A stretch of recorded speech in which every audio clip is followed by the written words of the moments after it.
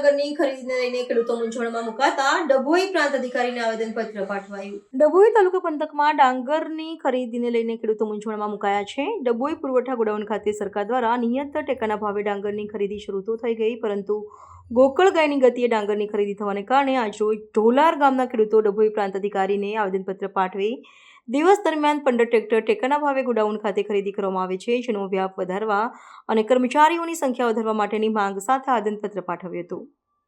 ડભોઈ પંથકમાં ખેડૂતો મોટાભાગે ડાંગરનો પાકનું ઉત્પાદન કરે છે। હાલમાં ઉત્પાદન ઉતરીને ખેતરોમાં પડ્યા છે। સરકાર દ્વારા ટેકાના ભાવે ખરીદીની શરૂઆત તો થઈ છે, પરંતુ ડભોઈ પુરવઠા ગોડાઉન ખાતે ડાંગરની ખરીદી ગોકળ ગાયની ગતિએ ચાલતી હોવાને લઈ ખેડૂતો મૂંઝવણમાં મુકાયા છે। ઓછા ભાવે ખેડૂતો ડાંગર વેપારીઓને આપવા મજબૂર બન્યા છે, જેને લઈને આજરોજ ઢોલાર ગામના ખેડૂત આગેવાનોને સાથે રાખી ડભોઈ પ્રાંત અધિકારી રવિરાજસિંહ પરમારને આવેદનપત્ર આપી દિવસ દરમિયાન ખેડૂતોના 15 ટ્રેક્ટર જ ખરીદી થઈ હોય જે વધારવા અને કર્મચારીઓની સંખ્યા વધારવા માંગ કરી હતી। આજ રોજ ટેકાના ભાવે જે ખરીદી થાય છે પુરવઠા વિભાગમાં, એનું ખરીદી યોગ્ય રીતે ન થતી હોવાથી અને બહુ લેટ થયેલ હોવાથી આજે આવેદન આપવામાં આવ્યું, ત્યાં યોગ્ય જવાબ ન મળતા અમે આજે પ્રાંત અધિકારીની કચેરીએ આવેદન આપવા આવેલા છે।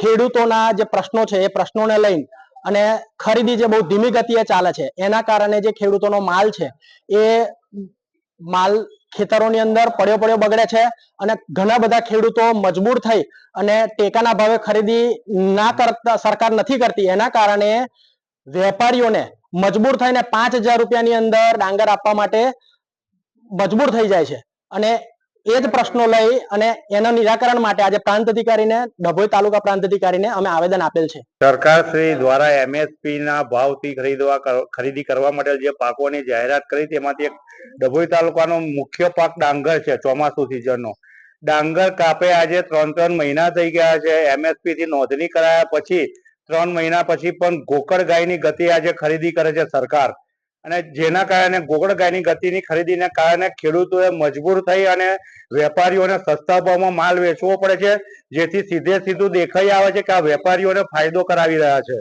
એટલે અમારી સરકારશ્રીને વિનંતી છે, અહીંયા વધુ ટીમ મૂકે, રોજના 50 થી 60 ટ્રેક્ટરની ખરીદી કરી શકે એવી ટીમો પણ છે, તેમ છતાં પણ જાણી જોઈને 15 જ ટ્રેક્ટરની ખરીદી કરવામાં આવે છે, જેથી અમારી વારંવાર વિનંતી છે સરકારને। અગાઉ બી આ બાબતે વારંવાર આવેદન પત્ર આપેલા છે, પણ ડભોઈ તાલુકામાં કોઈ પણ અધિકારી કાળજી રાખીને જોતો નથી।